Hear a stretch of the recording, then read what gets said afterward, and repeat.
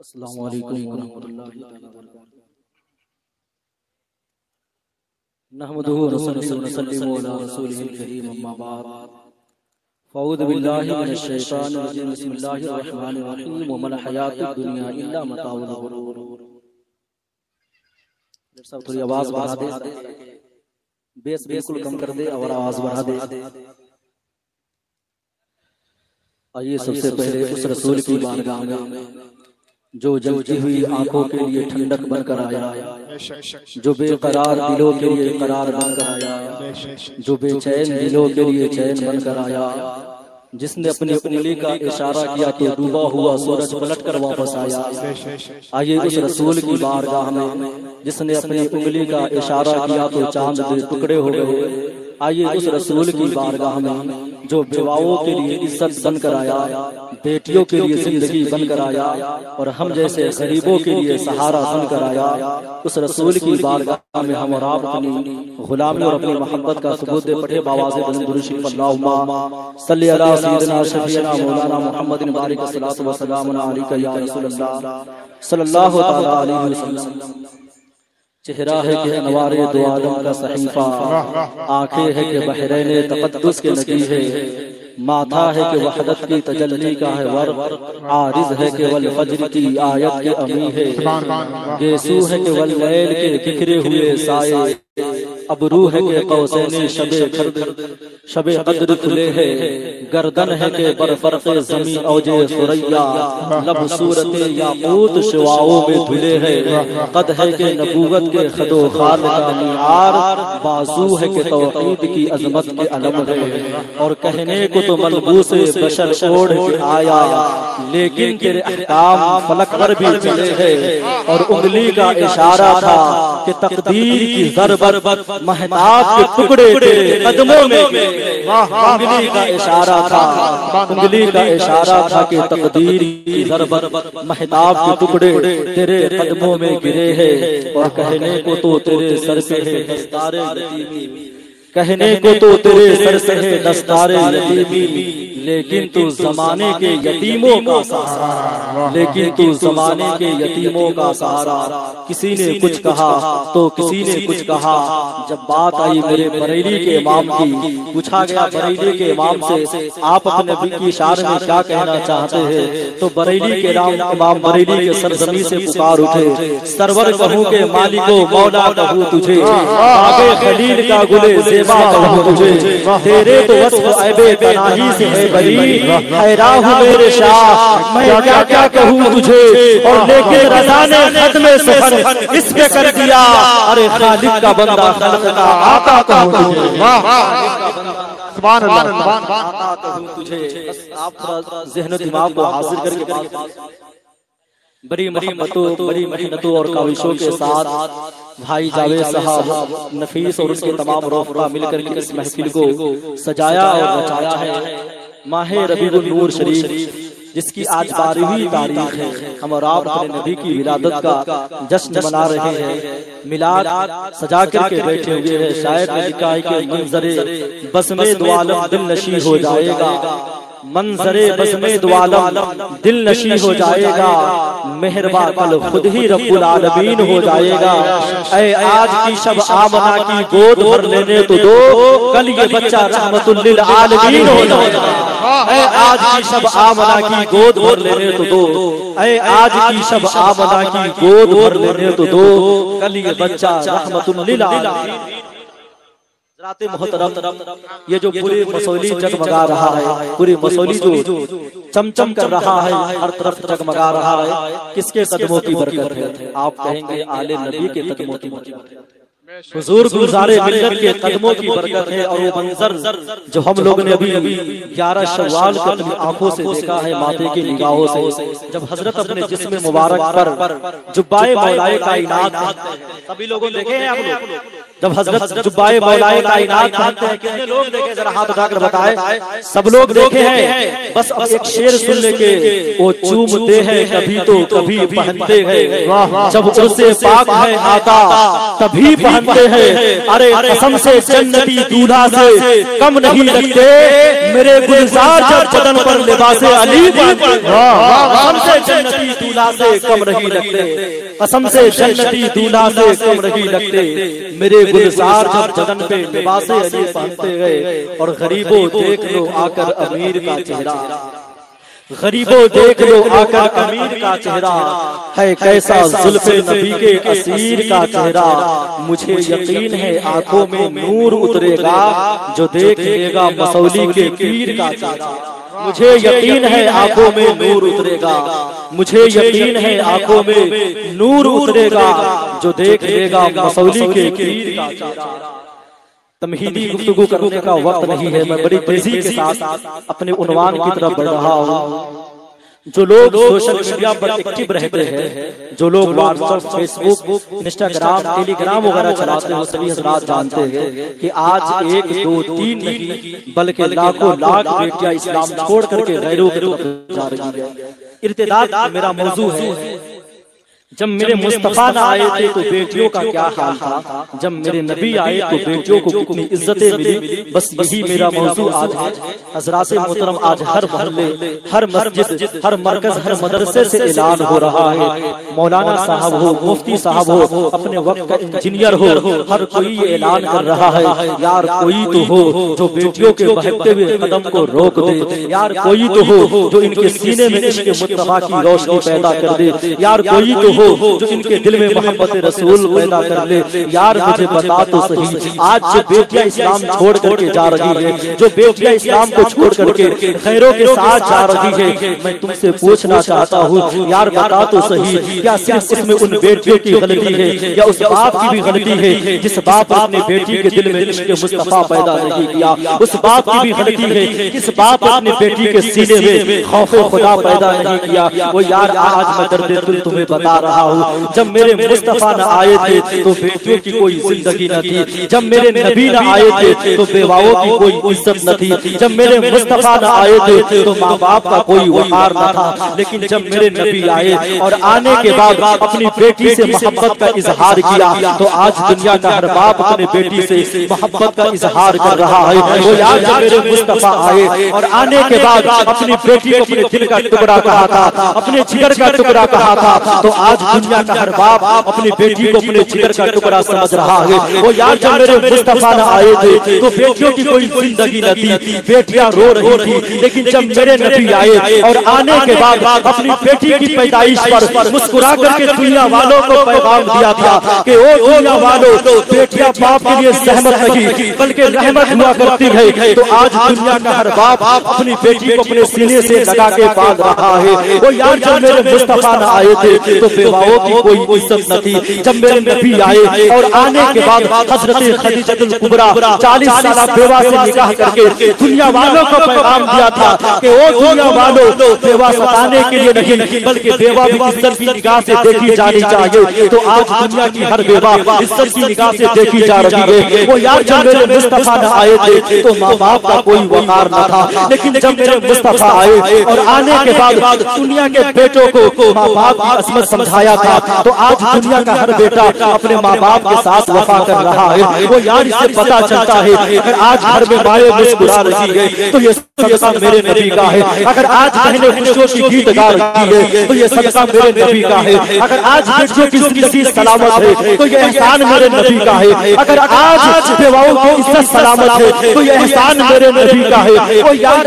आज घर में माँ बाप की हंसियां गूंज रही है तो ये एहसान मेरे नबी का है। यार जब मेरे मुस्तफा न आए थे तो हमारा तो हाल ये था, हम इतने गए गुजरे लोग थे जो अपनी माँ को बाजार में बेच दिया करते थे, अपने बाप को घर में गुलाम बना करके रखा करते थे। लेकिन मक्का में मेरे मुस्तफा क्या तशरीफ लाए, माएँ मुस्कुराने लग गई, बहनें खुशियों की गीत गाने लग गई, बेटियों की किलकारियां घर और आंगन में गूंजने लगी, माँ बाप को इज्जतें मिलने लगी, गरीबों को सहारा मिलने लगा। वो यार न जाने कितने ऐसे एहसान हमारे ऊपर हमारे नबी के हैं इसके बावजूद यार मुझे बता तो सही, हमारे घर की बेटियां इस्लाम के नाम पर जिंदगी गुजारने वाली बेटियां, कभी स्कूल के नाम पर, कभी ट्यूशन के नाम पर, कभी देवा के मेला के नाम पर, कभी शादी के वलीमा के नाम पर, जब अपने घर से नंगे सर निकला करती गई और वहां जाने के बाद किसी दुश्मन इस्लाम को अपना बॉयफ्रेंड बना करके जब इस्लाम की इज्जत को तार तार करती है, जब इस्लाम की इज्जत को तार तार करती है, वो यार उससे तुम्हें फातिमा के बाबा की याद क्यों नहीं आती है? वो यार उससे तुम्हें हसनैन के नाना की याद क्यों नहीं आती है? वो यार उससे तुम्हें अपने नबी का ताइफ में पत्थर खाना याद क्यों नहीं आता है? यार मुझे बता तो सही,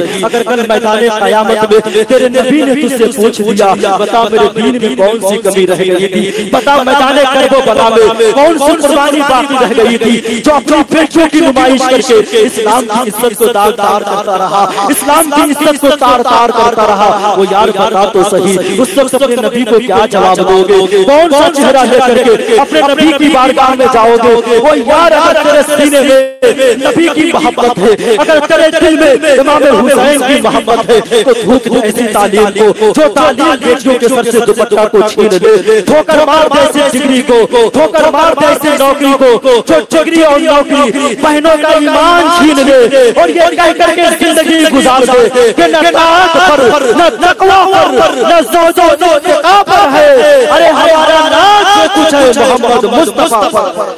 नारे तकबीर, नारे रिसालत, जश्न आमदे मुस्तफा, मसलक आला हज़रत, नारे तकबीर, नारे रिसालत। न ताक पर, न तकवा पर, न ज़ुहदो इत्तिक़ा पर है हमारा नाज जो कुछ है, हमारा नाज जो कुछ है मोहम्मद मुस्तफा पर। क्या ये हकीकत नहीं है? ये सच है या नहीं? जो लोग सोशल मीडिया पर आज एक्टिव रहते हो सारे लोग जानते हैं यार, जब कोई बेटियां गैरों के साथ भागती है ना तो दिल में होता है, ये नबी का कलमा पढ़ने वाली बेटियां हैं, इन्हें खबर नहीं है कि मेरे नबी ने इनकी जिंदगी बचाने के लिए कितनी मुसीबतें उठाई हैं। यार उठा करके देख तारीख, तब आपको पता चलेगा कि जब मेरे मुस्तफा ना आए थे तो बेटियों को आंखों में आंसू थे, कोई आह को सुनने वाला नहीं था, खुद के बाप के सीने में के लिए कोई मोहब्बत न थी। लेकिन जब मेरे नबी आए और आने के बाद दुनिया के लोगों को बताया, वो लोगों जिसने 3 बेटी की परवरिश की और उसे सही से शादी कराया, मेरे आका फरमाते हैं मैं मोहम्मद उसके जन्नत की जमानत। ये मेरे नबी ने उस वक्त पैगाम दिया था लोगों को। लेकिन आज हमारी नौयत इतनी खराब हो चुकी है, हमारी हालत इतनी खराब हो चुकी है। यार आओ मैं तुझे बताता हूँ, आज गलती ये है बच्ची छोटी उम्र की है, हमें ख्याल नहीं है इसकी तरबियत कैसे करनी चाहिए। बड़ी उसी माहौल में बेटियां बड़ी हो रही है, कोई उसकी तरबियत करने वाला नहीं है, कोई उसके सीने में इश्क़ मुस्तफा पैदा करने वाला नहीं है, कोई उसके दिल में खौफ खुदा पैदा करने वाला नहीं है। लेकिन यारो आओ मैं तुझे आज बताता हूँ, मदीने के सरजमी की एक बेटी है, उम्र 4-5 साल की है, मदीने के सरजमी है, वहाँ पर जब एक छोटी सी उम्र की बच्ची है, जब वो कुरान पाक की तिलावत कर रही है, अचानक हवा का, यार आप लोग इधर देखें, इतनी बड़ी बड़ी बातें आप तक बताई जा रही है, कुरान हदीस को बड़ी मेहनतों से पढ़ने के बाद आप तक के पैगाम पहुंचाया जाता है, आसान नहीं होता यहाँ आकर के खड़े होकर के बोल लेना। एक तरफ देख रहे हैं हजरत अल्लामा मौलाना अब्दुल सलाम साहब इस्माइल क़िला मदरसतुल आली और नूरानी की आमद है। इन तमाम उलमाए किराम के सामने बोलना आसान नहीं है, बड़ी मेहनतें लगती है, कुरान हदीस का मुताला होता है तब इंसान यहाँ तक पहुँचता है। न जाने कितने साल इंसान मदरसों में दाल भात खा करके जिंदगी गुजारता है, तब आकर के इसी स्टेज तक बोलता है। कुछ हदीसे मुस्तफा मैं आपके हवाले कर रहा, बस चंद मिनट मेरी बात को सुन ले। मेरे आका मुस्तफा सल्लल्लाहु अलैहि वसल्लम नारे तकबीर, नारे रिसालत, मसलके आला हजरत, मसलके आला हजरत, फैजाने सरकारे मसौली, फैजाने सरकारे मसौली, असातिज़ाए जामिया इस्माइलिया, असातिज़ाए जामिया इस्माइलिया, नारे तकबीर, नारे रिसालत।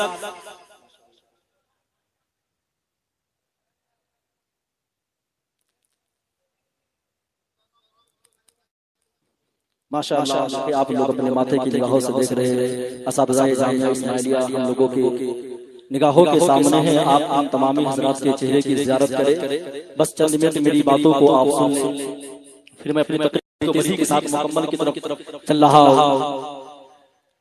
मदीने की सरजमी है, उम्र 4-5 साल की एक बच्ची है, कुरान मुक़द्दस की तिलावत की है। जब अचानक हवा का झोंका चलता है, आकर के उस बच्ची के सर से हवा टकराती है, टकराने के बाद दुपट्टा सर से नीचे आता है। माँ आकर के करीब बैठ गई, बैठने के बाद कहती है, मेरी बच्ची मैंने देखा है कि तेरे सर से दुपट्टा सर से नीचे आ गया था। जब ये बात माँ ने कही थी, और आप जानते हैं ये कोई और माँ न थी, ये वो माँ थी जिसके बारे में बरेली के इमाम ने कहा था कि जिसका आंचल न देखा महो बहर दे, उस निदाए नज़ाहत में लाखों सलाम। वो यार ये कोई और माँ नहीं थी, ये सीधी और सीरियल देखने वाली माँ न थी, ये वो माँ थी जिसके बारे में मेरे आला हजरत ने कहा था, क्या बात रज़ा उस चमनस्ताने करम की, ज़हरा है कली जिसमें हुसैन और हसन सोल। यार ये कोई और माँ न थी, आकर के अपने बच्चे के करीब बैठी है। बैठने के बाद माँ कहती है, मेरे बेटे मैंने देखा है कि तेरे सर से दुपट्टा नीचे आ गया था। जब ये बात माँ ने कही थी, बच्ची अर्ज करती है, हाँ माँ मेरे सर से दुपट्टा नीचे आ गया है। माँ बता तो सही, अगर दुपट्टा सर से नीचे आ जाएगा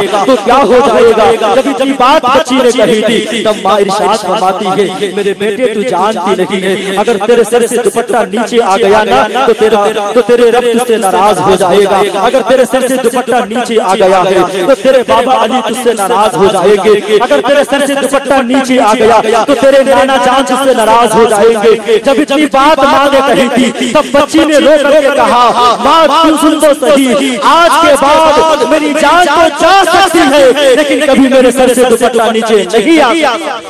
उस छोटी उम्र की बच्ची ने कहा था, पूरी दुनिया ने देखा था वही बच्ची मैदाने करबो, मैदाने मदीना के सरजमी से लेकर के मैदानों करबो बला तक आई है। हजरत इमाम हुसैन खंजर के नीचे है, लेकिन उस बच्ची के सर से दुपट्टा नीचे नहीं आया है। हजरत अली अकबर का लाशा तड़प रहा है, लेकिन उस बच्ची के सर से दुपट्टा नहीं आया, नीचे आया है। पूरी दुनिया जानती है उसी बच्चे को, दुनिया हजरत ज़ैनब के नाम से जानती है। उसी बच्चे ने मैदाने करबो बला से लेकर के यजीद के दरबार पर तमाम जालिम यजीदियों के सर के नीचे तो झुका दिया है, लेकिन कभी ज़ैनब ने अपने सर से दुपट्टा को नीचे नहीं आया। ये वही ज़ैनब है।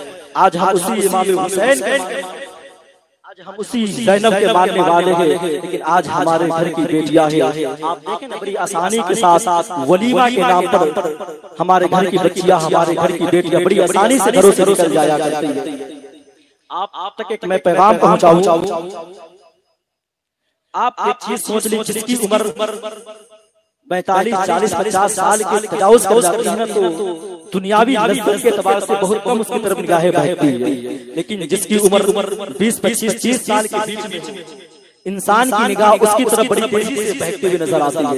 लेकिन आप एक बात याद रखें, आपने अपने मुआशरा में देखा होगा, जो हमारी माँ बहनें हैं उनकी उम्र 45 साल 40 साल हो गई है, उनके पूरे जिस्म पर लिबास है, उनके पूरे बदन पर नकाब है, लेकिन जिनको नकाब की जरूरत है वो बगैर दुपट्टा के घूम रही है, उन्हें सर पे दुपट्टा है।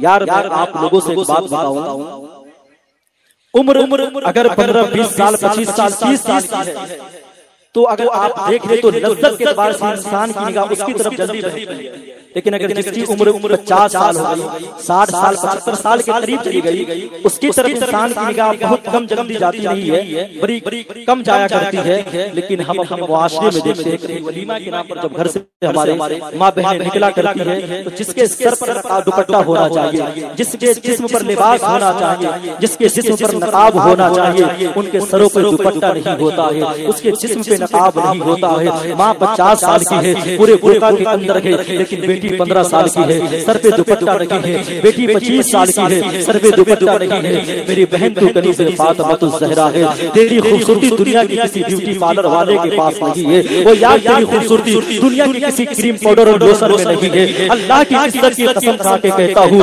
अल्लाह ने तेरी खूबसूरती नमाज के सज्जों में रखी है। अल्लाह ने तेरी खूबसूरती हया की चादर ओढ़ने में रखी है। वो यार अल्लाह की इज्जत की कसम खा के कहता हूँ, जो बेटियां बाहया होती है वो बेटियां आवारा बन के घुमा नहीं करती है। जिन बेटियों के सीने में अल्लाह उसके रसूल की मोहब्बतें हुआ करती है, वो बेटियां नंगे सर घुमा नहीं करती है। जिन बेटियों के दिल में अल्लाह उसके रसूल की मोहब्बतें हुआ करती है, वो बेटियां मेलों के नाम पर अपने घर से निकला नहीं करती है, कभी ताजिया के नाम पर अपने घर से निकला नहीं करती है। वो यार जिन बेटियों के सीने में इश्क मुस्तफा होता है, वो बेटियां अपने घरों में अपने कदम को रोकती है और दुनिया के बेटियों को पैगाम देती है कि फिरके गली गली दबा ठोकरें सबकी खाएगी और दिल को जो अक्ल दे खुदा उनकी गली से जाए, दिल को जो अक्ल दे उनकी गली से जाए।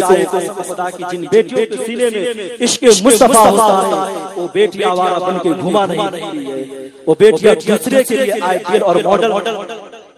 कसम खुदा की जिन बहनों के सीने में इश्क मुस्तफा होगा, जिन बेटियों के सीने में हया, जिन बेटियों की आंखों में हया होगा, वो कभी न ताजिया के नाम पर, न मेला के नाम पर, न वलीमा के नाम पर, किसी भी ऐसे फंक्शन के नाम पर अपने सरों को खोल घर से नहीं निकला करेगी। क्योंकि याद रखें आज जो हमारे घरों में माँ बहनों की बेटियों की जो हंसियां गुजर रही है ना, ये सब मेरे नबी का सदका है, ये सब मेरे मुस्तफा का सदका है, ये सब मेरे नबी का सदका है। वरना जब मेरे मुस्तफा ना आए थे तो बेटियों की जिंदगी कोई जिंदगी नहीं थी, विवाहों की कोई इज्जत न थी। मेरे मुस्तफा आए तब जाकर के बेटियों को जिंदगी मिली, तब जाकर के विवाहों की इज्जतें मिली। एक मैं आखिरी पैगाम मदरसा अल जामिअतुल इस्माइलिया हमारे मसौली के सरजमीन पे एक अहम पैगाम मैं आप तक पहुंचा जो मैंने हकीकत देखा है। मैं तकरीबन 8 साल से इसी मदरसे में मैं तालीम हासिल किया, मैं यहीं का फारिग तहसील हूँ और मैं जानता हूँ आप लोगों को भी, मैं अपने जामिया को भी जानता हूँ। एक हकीकत मैं आपके हवाले रखूँ और सबसे बड़ी बात है आप लोग मुकद्दर के धनी हैं, क्योंकि आपके दस्तरखान पर कोई दुनियादार नहीं, अल्लाह के रसूल का मेहमान मान रहा है।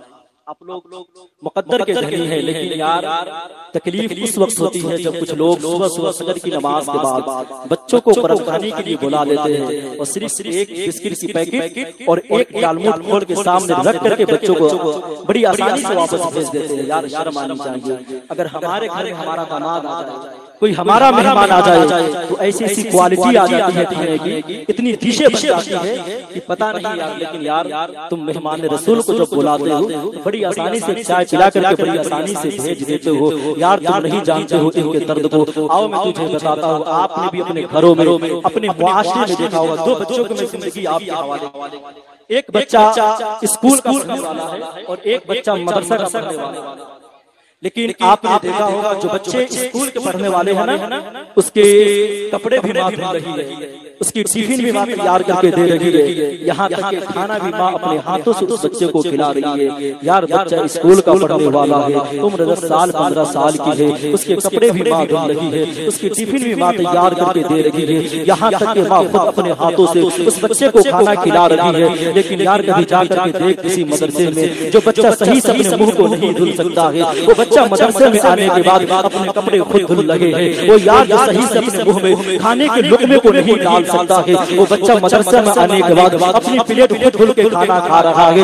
वो यार कभी जाकर के देख किसी मदरसे में, तब आपको पता चलेगा कितने बच्चे रात में उठ करके माओ के लिए रोया करते हैं। वो यार कितने बच्चे हैं जिन्हें घर की याद आती है तो तरफ जाया करते हैं। वो यार तुम्हें क्या लगता है हाफिज़े कुरान बनना इतना आसान है? कभी तारीफ उठा करके देख कुरान पढ़ने वालों की, यूं ही कुरान सीने में नहीं आया है, माँ की मोहब्बतों को कुर्बान किया है तब जाकर के कुरान सीने में आया है, बाप की शफ़क़तों से दूर हुआ है तब जाकर के कुरान सीने में आया है, यार बहन के प्यार को छोड़ा है तब जाकर के कुरान सीने में आया है, कितने दर्द सहे गए हैं तब जाकर के कुरान सीने में आया है। वो यार कितने आंसू बहे हैं तब जाकर के कुरान सीने में आया है, कितने भूख सहे गए हैं तब जाकर के कुरान सीने में आया है। वो यार कभी जाकर के देख किसी इशारे में, तब जाकर के आपको उनके दर्द का एहसास होगा। कितने बच्चे ऐसे सिसक करके रोया करते हैं जैसे जिन माँ बाप के बच्चे रोया करते हैं, कितने बच्चे ऐसे बिलक करके रोया करते हैं जैसे जिनके सर पे दस्तारे यतीम बांध दी गई हो। लेकिन मैं कुर्बान जाऊं इनकी मोहब्बतों को, मैं सलाम करता हूँ इनके जज्बों को। इन्होंने की ममता तो छोड़ी लेकिन कुरान नहीं छोड़ा, बाप की शफ़क़तों को तो छोड़ी लेकिन कुरान नहीं छोड़ा, बहन के प्यार को तो छोड़ा और कुरान नहीं छोड़ा। और दुनिया वालों को बता दिया, दुनिया वालों को बता दिया कि यही है आरज़ू, ताज़ीम कुरान आम हो जाए। अरे हर एक परचम से ऊंचा परचम इस्लाम। वाह वाह, नारे तकबीर, नारे रिसालत, जश्न ईद मिलादुन नबी, उलमाए अहले सुन्नत, आमदे हुजूर दुलारे। यही है आरज़ू सालीम कुरान आम हो जाए, हर एक परचम से ऊंचा परचम इस्लाम हो जाए। ऐसे वक्त हम जानते यार मदरसा में पढ़ने के बाद ज्यादा हमारी तनख्वाह कितना हो सकती है? 6,000, 7,000, 8,000, 10,000। पूरे हिंदुस्तान का आप सर्वे करते होंगे, सोशल मीडिया पे देखते होंगे, ना जाने कितने ऐसे लोग हैं जिनको इससे ज्यादा तकलीफ है कि सुन्नत मुस्तफा को चेहरे पे क्यों सजाया जाए। न जाने टोपी से कितने लोगों को तकलीफ है, इसके बावजूद इस हालात में भी अपने सर पे टोपी रखी और अपने चेहरे पे सुन्नत मुस्तफा को सजाना, ये नबी की मोहब्बत की दलील है कि हमारे सीने में इश्क़ मुस्तफा है। हम किसी दुनियादार के लिए नहीं बल्कि अहमद मुख्तार के लिए जी रहे हैं। लेकिन आप लोग बताए यार, बड़ी आसानी से बच्चों को बुला कर बिस्किट फाड़ के और खिला कर भेज देते हैं। हम अपनी गैरत को ललकारे, देखें अपनी गैरत को। आपके सीने में इश्क़ मुस्तफा है, आप नबी के मानने वाले हैं, तो अपने मेहमानों से ज्यादा मुस्तफा के मेहमान की कदर करेंगे। सब लोग बोले इंशाअल्लाह, अपने मेहमानों से ज्यादा मुस्तफा के मेहमान की हम कदर करेंगे। क्योंकि आज जो हमारी बस्तियां सलामत है, आज जो हमारे घरों के अंदर हमारे घर सलामत है, हमारे सर सलामत है, तो ये हमारी बुलंदी की वजह से नहीं बल्कि मेहमान मुस्तफा के कदम के बरकत की वजह से सलामत। और ये मैं नहीं कहता हूँ, ये हदीस मुस्तफा कह रही है, ये मैं नहीं कहता हूँ, ये हदीस नबी कह रही। उठा करके देख ले, मेरे आका फरमाते हैं कि अल्लाह फरिश्तों को हुक्म देता है किसी बस्ती को तबाह बर्बाद कर, लेकिन जब फरिश्ते उस बस्ती के करीब पहुंचते हैं, जब जाते हैं, फिर रब की आवाज आती है, निदा आती है गैब से, मेरे फरिश्ते वापस आ जाओ। जब फरिश्ते वापस जाके रब की बारगाह में अर्ज करते हैं, मौला तेरा ही वादा था, तेरा ही कहना था, तेरा ही हुक्म था कि फला बस्ती को जाकर के तबाह बर्बाद कर दो, लेकिन मौला क्या बात है, तूने वापस क्यों बुला लिया? तब रब इरशाद फरमाता है, मेरे फरिश्ते तू जानता नहीं है, उस बस्ती का एक रहने वाला बच्चा जो रात की तारीकियों में उठा है, जो सर्दी के मौसम में उठा है, और वह उठ करके जाकर मेरे मुकद्दस घर में ठंडे पानी से वजू किया है, और वजू करने के बाद उसने मेरे मुकद्दस कलाम को खोला है, कभी अपनी आंखों से लगाया है, कभी अपने होठों से लगाया है, अपने सीने से लगाया है, और सीने से लगाने के बाद वो बच्चा कभी मुझे रहमान कह के पुकार रहा है, वो बच्चा कभी रहीम कह के पुकार रहा है। रब इरशाद फरमाता है, ओ मेरे फरिश्तों, जिस बस्ती का रहने वाला बच्चा, जिस बस्ती का रहने वाला तालिब इल्म मुझे रहीम कह के पुकारे, मुझे रहमान कह के पुकारे, रब इरशाद फरमाता है कि मेरी ये शान है कि मैं इस बस्ती को तबाह बर्बाद। इसे मुस्तफा कि जो हमारे घर सलामत है, ये हमारे नहीं, ये हमारे रसूल के कदमों की बरकत है जो आज पूरे मसौली समझ रहे थे। आप लोग अगर अपने घरों पर किसी को बुलाए, किसी बच्चे को बुलाए, तो आप उसकी कदर करें। आप जिस तरह से आप मेहमान नवाजी आप अपने बड़ों के, अपने मेहमानों के करते, उससे बढ़ करके मेहमान रसूल की आप कदर करें। कसम खुदा की आप आज मेहमान रसूल की कदर करेंगे, कल मैदान क़यामत में आपका नबी आपको रुसवा नहीं होगा। इस बच्चे की, इस मेहमान रसूल की कदर करने के सदक़े में अल्लाह आपको जन्नत का परवाना समझ रहे हैं। तो इंशाअल्लाह हम लोग इस पर अमल करेंगे इंशाअल्लाह ताला, है कि नहीं? बस आखिरी बात जी बस एक माँ बाप के हवाले से जो मैं अक्सर बोला करता हूँ, और बस ये इस पैगाम को मैं आपको पहुंचा करके अपनी तकरीर को खत्म कर रहा हूँ। आप कभी किसी सिग्नलों पर, किसी स्टेशन पर, या रमजान महीना गुजरता है या शाबान का महीना गुजरता है, 12वीं शरीफ चल रहा है, ये महीना जब गुजरता है तो आपने भी कभी किसी बूढ़े माँ बाप को भीख मांगते होगा, जो कभी सिग्नलों पर भीख मांगते हैं, जो कभी स्टेशन पर भीख मांगते हैं, जो कभी कई जगहों पे भीख मांगते बूढ़े माँ बाप नजर आते हैं। यार आपसे पूछता हूँ, क्या उनमें से सारे ऐसे माँ बाप हैं जिनके पास औलाद नहीं है, जिनका कोई बेटा नहीं, जिनकी कोई औलाद नहीं? तो कसम खुदा की आपका भी ये दिल कहेगा उनमें से 75% ऐसे माँ बाप है जिनकी औलाद भी मौजूद है, जिनके बेटे भी मौजूद है। लेकिन यार मैं पूछता हूँ, आखिर उन माँ बाप की मजबूरी क्या है जो कभी रेलवे ट्रैक पर, कभी सिग्नलों पर, कभी स्टेशन पर, कभी रेलवे में, तो कभी कहीं भीख मांग नजर आ रहा है। इसी तरह रमजान का महीना गुजर रहा था, मैंने एक बूढ़ी औरत को भीख मांगते हुए देखा। जब मैंने एक बूढ़ी औरत को भीख मांगते देखा, मैं जाकर के करीब पूछा, माँ मुझे बता तो सही, क्या तेरे पास कोई औलाद नहीं है, क्या तेरा कोई बेटा नहीं है जो दुनिया के दरवाजों पर जाकर के तुम के दरवाजों को खटखटा करके भीख मांग रही है? तब एक माँ की आंख में आंसू आए, और आने के बाद उस माँ ने रो रो करके कहा, हजरत मेरी ऐसी बात नहीं है, अल्लाह के फजलो करम से मेरे पास तीन बेटे हैं, मेरी चार चार औलाद है। यार मेरा दिल तड़प गया, औलाद चार चार है, बेटे चार चार है, लेकिन मैंने पूछा माँ मुझे बता तो सही, तेरे पास तीन तीन बेटे हैं, तेरी चार चार औलाद है, इसके बावजूद तू लोगों के दरवाजों को खटखटा करके भीख मांग रही है। माँ आखिर तेरी मजबूरी क्या है? वो कौन सी मजबूरी है जो तुझे घर से लोगों के दरवाजों तक खींच लाई है? तब एक माँ की आंख में आंसू इस तरह बरसने लग गए जैसे सावन बादों में बरसात बरसने लगते हैं। उस माँ ने रो रो के कहा था, हजरत ये हकीकत है कि मेरे पास तीन तीन बेटे हैं, ये सच है कि मेरी चार चार औलाद है, लेकिन अल्लाह की इज्जत की कसम खा के कहता हूँ कोई बेटा एक वक्त की रोटी देने को तैयार नहीं है, कोई बेटा एक वक्त खिलाने को तैयार नहीं है। वो नौजवान मैं तुझसे पूछना चाहता हूँ, वो यार तू बीवी बाल बच्चों में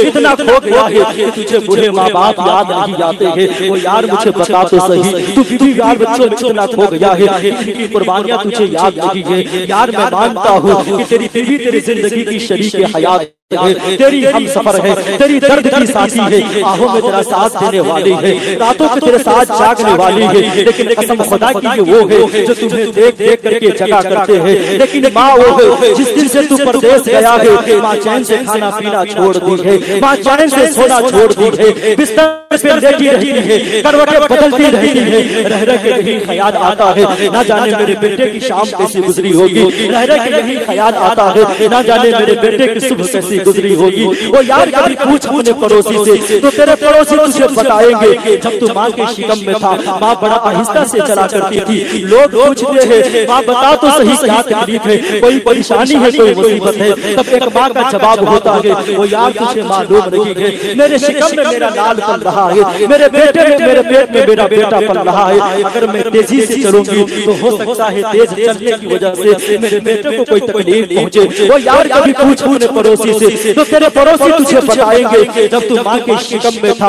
माँ पूरी रात माँ के जिस्म पे शिद्दत का बुखार आता है, माँ पूरी रात दर्द में कराह करके गुजार देती है, पूरी रात रो रो करके गुजार देती है, लेकिन बुखार की दवा नहीं देती है। जब सुबह होती है लोग पूछते हैं माँ बता तो सही आखिर बात क्या है, तेरे जिस्म में इतना बुखार है, इसके बावजूद तू बुखार की दवा क्यों नहीं देती है? तब एक माँ का जवाब होता है, वो यार तुझे मालूम नहीं है, मेरे शिकम में मेरा लाल पल रहा है, मेरे पेट में मेरा बेटा पल रहा है, अगर मैं बुखार की दवा लूंगी तो हो सकता है बुखार की दवा की गर्मी की बुनियाद पर मेरे बेटे को कोई तकलीफ पहुंचे, मेरे लाल को कोई तकलीफ पहुंचे। वो यार मुझे बता तो सही, जो माँ बाप इतनी मुसीबतों से हमें वादा करते हैं, जो माँ बाप इतनी कुर्बानियों के बाद हमें वादा करते हैं, अगर वो माँ बाप रात के अंधेरों में आंसू बहा रहे हैं, अगर वो माँ बाप रात की तारीकियों में रो रहे हैं, तो तू क्या समझ रहा है कि उसका सुनने वाला कोई नहीं है? याद रखना, जिसका सुनने वाला कोई नहीं होता है, उसके दर्द को देखने वाला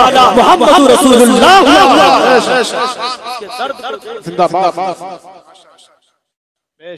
उसके दर्द को देखने वाला मोहम्मद रसूलुल्लाह।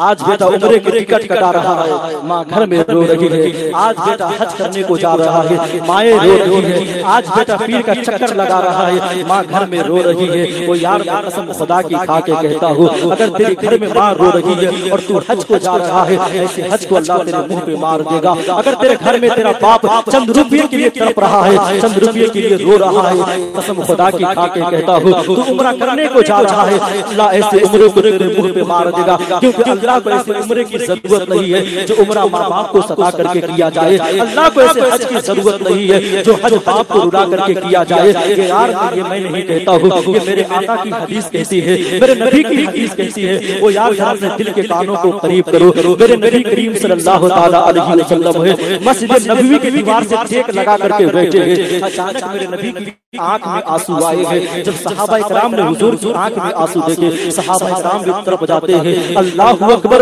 रो रो कर कहते हैं, हुजूर बताए तो सही आखिर बात क्या है? हुजूर आपकी आंखों में आंसू कैसे हैं? अगर किसी ने आपकी तरफ उंगली का इशारा किया है, हुजूर हम उसकी उंगली को तोड़ देंगे। अगर किसी ने आपको गाली दी है, हुजूर हम उसकी जुबान काट लेंगे। हुजूर अगर आपको किसी ने कुछ कहा है, हम उसकी गर्दनें मार देंगे। जब ये बात सहाबा इकराम ने कही थी, या तो मेरे नबी ने कहा था ना मेरे सहाबा किसी ने कुछ नहीं कहा है, किसी ने गाली भी नहीं दी है, किसी ने उंगली का इशारा नहीं किया है। सहाबा इकराम अर्ज करते थे, फिर आप मुझे बताए तो सही आपकी आंख में आंसू कैसे हैं? हुजूर आप रोते क्यों हैं? तब मेरे नबी फरमाया था, ओ मेरे सहाबा, आज मुझे मेरी माँ आमिना की याद आ रही है, इसलिए मैं रो रहा हूँ। ओ यार मुझे बता तो सही, मेरे नबी के पास किस चीज की कमी थी? अगर मेरे नबी उंगली का इशारा कर दे तो पूरी जमीन सोना बन जाए, अगर मेरे नबी उंगली का इशारा कर दे तो पूरे पहाड़ सोने में तब्दील हो जाए। ओ यार बता तो सही, मेरे नबी के पास किस चीज की कमी थी? लेकिन जब सहाबा इकराम ने कहा था, हुजूर आप रोज रो रहे हैं, आपकी आंख में आंसू कैसे हैं? तब मेरे नबी ने फरमाया था, ओ मेरे सहाबा, आज मुझे मेरी माँ आमिना की याद आ रही है। इतना कहने के बाद मेरे आका रोने लग जाते हैं। नबी करीम सल्लल्लाहु अलैहि वसल्लम को देखने के बाद, हुजूर को रोते हुए देख करके सहाबा इकराम भी रोने लग जाते हैं। सहाबा इकराम की आंख में आंसू है, रो रो करके हुजूर की बारगाह में अर्ज करते हैं, हुजूर आपकी आंख में आंसू है, आज आपको माँ की याद आ रही है, हुजूर इसलिए रो रहे हैं। लेकिन आका मुझे बताए तो सही, किस वजह से माँ की याद आई है, किस बुनियाद पर माँ की याद आई है? जब इतनी बात सहाबा इकराम ने कही थी, तब मेरे आका इरशाद फरमाते हैं, ओ मेरे सहाबा, यही मस्जिद नबवी होती, मैं मुसल्लाए इमामत पर होता, मैं नमाज पढ़ा रहा होता, मेरी माँ मुझे आवाज देती, मैं नमाज को छोड़ देता, मुसल्ला को छोड़ देता, अपनी माँ की खिदमत में हाजिर हो जाता। जब इतनी बात मेरे नबी ने कही थी, तब सहाबा इकराम अर्ज करते हैं, आका मुझे बताए तो सही, एक बंदी की वजह से बंदगी को छोड़ देते, अल्लाह की इबादत की वजह से, अपनी माँ की खिदमत की वजह से अल्लाह की इबादत को छोड़ देते, ऐसा क्यों हुजूर? तब मेरे नबी ने कहा था, ओ मेरे सहाबा, जब माँ बाप राजी हुआ करते गए, तभी पैदा करने वाला खुदा नारे तकबीर, नारे रिसालत, जिसने ईद मिलाद नबी अज़मत वालिदैन। जब माँ बाप राजी हुआ करते हैं, तभी पैदा करने वाला खुदा। क्या समझ रहे हैं कि पूरी रात मस्जिद में बैठे रहे और माँ घर में रोती रही और अल्लाह हमारी इबादतों को कबूल कर ले?